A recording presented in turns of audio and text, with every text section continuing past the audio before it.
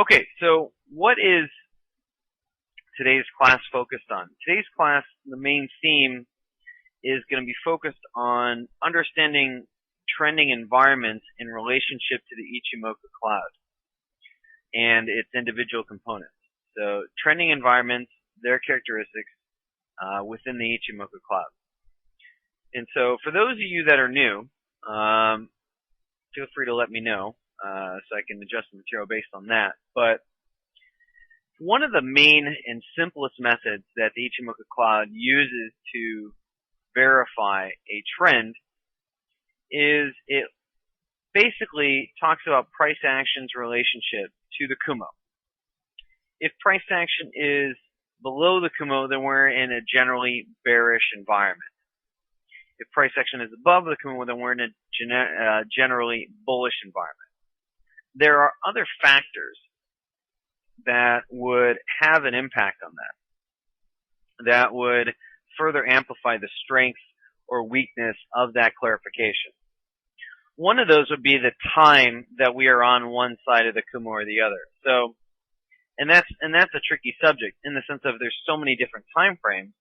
There's no way it would be appropriate. One time would be appropriate on one time frame and then not another. So the amount of time that we are on one side of the Kumo can have an effect and actually make a statement in regards to the strength or the weakness of that trend. Obviously, the longer we're on one side of the Kumo, the better. The longer we are on, below it, the stronger the strength of that bearish, or the greater the strength of that bearish trend is. The longer we are above it, the greater the strength of that bull trend is. Okay, now one interesting thing is we'll actually kind of see that highlighted in here. The euro dollar has been falling for quite a long while, for those who've been following it, from 151 and a quick dash down to 138.5. And it's only had mild corrective waves to the upside before it just began another series of selling. You can see it here, selling off, and we have this slightly corrective move. And look what happens. We have a brief foray above the Kumo here. Very short, limited in time. And then we sell back below, and we're below it for a long period of time. And this move right here. Now, if you had to look at these two moves right here, does this move have any similarities and characteristics to this move right here? And if they are, and do have similarities, what would you say those similarities are? You can talk about it in terms of how price reacted to the Kumo, or to the Tenkan or Kiju line, or whatever. But if y'all have been, looking at charts. Many of you have been looking at charts for a while. Some of you may be new, but some of you have been here for a while. I know some of your names, years now. And so with that being said,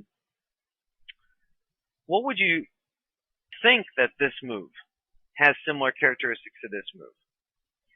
First of all, there's definitely some characteristics.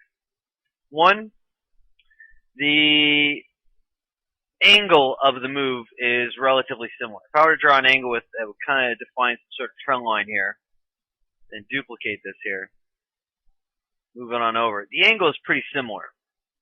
Angle is important when measuring price because it tells you the strength of commitment or lack thereof in buying and selling pressure. So the angle on these are relatively similar, meaning that there's not heavy commitment. It's mostly corrective in nature. The market's not, putting down heavy numbers on it. It's more of like there's some profit taking and maybe some oversoldness in the euro dollar that's causing these moves. So nothing extravagant is really forcing them. If they were, the angle would be much sharper. But the angle is relatively flat. It's decent, but it's nothing special. It's nothing to make a Van Gogh out of or anything like that. Two, other similarities. Both of them have spent a lot of time breaking through the Kumo. And these Kumos weren't exceptionally thick. This thing entered the Kumo a few hours before London. This gray line represents the London Open. And it didn't exit out till 2 p.m. California time. So you're talking well over 14, 15 hours later to break through a 1 hour Kumo. That's also not convincing. Contrast that to this little move right here, which started another round of selling. That took a whopping 1.5 hours at best, and maybe the Kumo was half as thick. So if we were to double the Kumo, it should have taken maybe 3 or 4 hours. This took well over 15 hours. So there is a similarity in terms of how long both moves are taking to punch through the Kumo, and they're not necessarily punching through with vigor. There's not much force behind it. So that's number 2.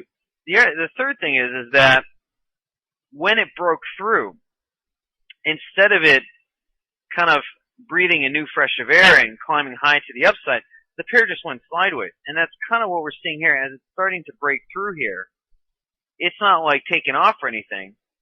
It's just trading sideways now at this point here. So we're seeing some similarities here.